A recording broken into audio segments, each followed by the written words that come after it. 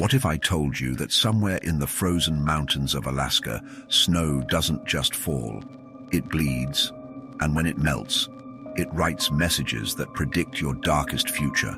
Tonight, we're diving into a story that will make you question every snowflake that touches your skin. This isn't just another winter tale. This is about a substance that shouldn't exist, yet it's been claiming lives for decades. Stay with me, because what you're about to hear will change how you see winter forever. Dr. Elena Marsh arrived at the remote Alaskan research station on December 13th, carrying more than just her meteorological equipment. She carried the weight of her colleague's disappearance 3 months prior, Dr. James Whitmore, who had sent increasingly erratic reports about anomalous precipitation patterns before his communications went silent.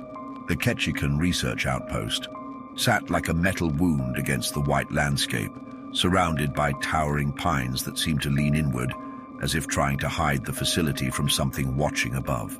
Elena's breath formed crystalline clouds as she approached the main building, but something felt wrong about the air itself. It tasted metallic, like copper pennies dissolving on her tongue. Inside, she found Whitmore's final reports scattered across his desk. The handwriting started neat and scientific, documenting unusual snow crystal formations. But as she read deeper, the words became frantic, almost illegible. "The snow remembers," he had written. "It shows things that haven't happened yet. Sarah's accident. I saw it 3 days before the call came. The red streaks aren't water. They're warnings." Elena's hands trembled as she read the last entry. "It's snowing again tonight. The flakes are bigger now, and when they melt on the windows, they spell out names. Mine is there, written in that crimson substance. I understand now why the locals abandoned this place 50 years ago.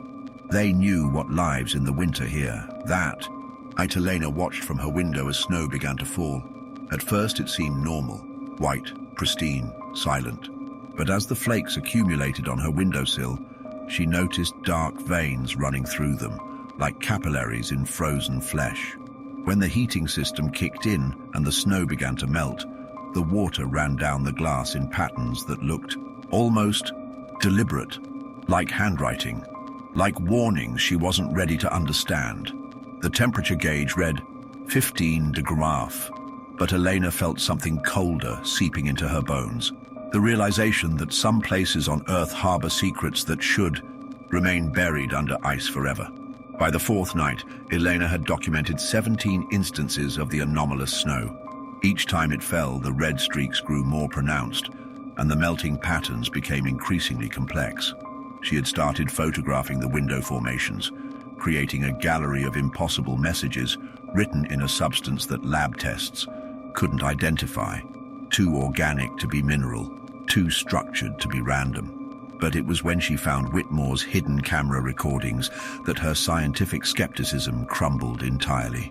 The footage showed him standing outside during a snowfall, his face illuminated by an otherworldly red glow emanating from the falling flakes. As each snowflake touched his skin, it left a brief crimson mark before dissolving. But more disturbing was his expression, not fear, but recognition. He was reading something in those patterns, understanding a language written in frozen blood.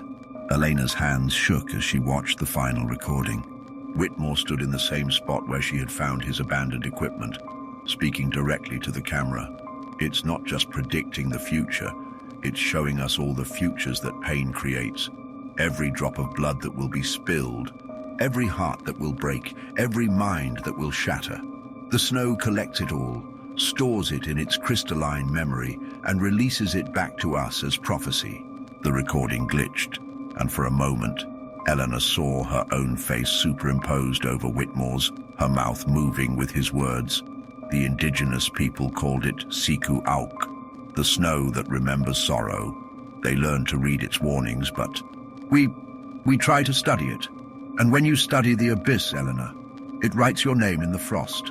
That night, as fresh snow began to fall, Eleanor found herself drawn outside, despite every rational instinct screaming at her to stay indoors. The flakes felt warm against her skin, each one carrying whispers of tragedies yet to come. And when she looked down at her arms, she saw the red marks forming, not random patterns but coordinates. GPS locations scattered across the continent, each coordinate, she realized with growing horror, marked a place where someone she loved would face their darkest moment. The snow wasn't just predicting futures, it was mapping out a constellation of human suffering, and she had become its newest reader. The last thing Elena remembered before losing consciousness was the sound of her own voice echoing Whitmore's final words. Some knowledge freezes your soul from the inside out. If stories like this send chills down your spine and make you question the very nature of reality, hit that like button and subscribe for more psychological nightmares that blur the line between fiction and the inexplicable mysteries of our world.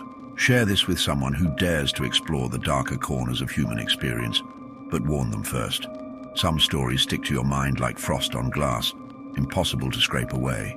What other natural phenomena do you think might harbor supernatural secrets? Drop your theories in the comments below if you dare to sleep tonight.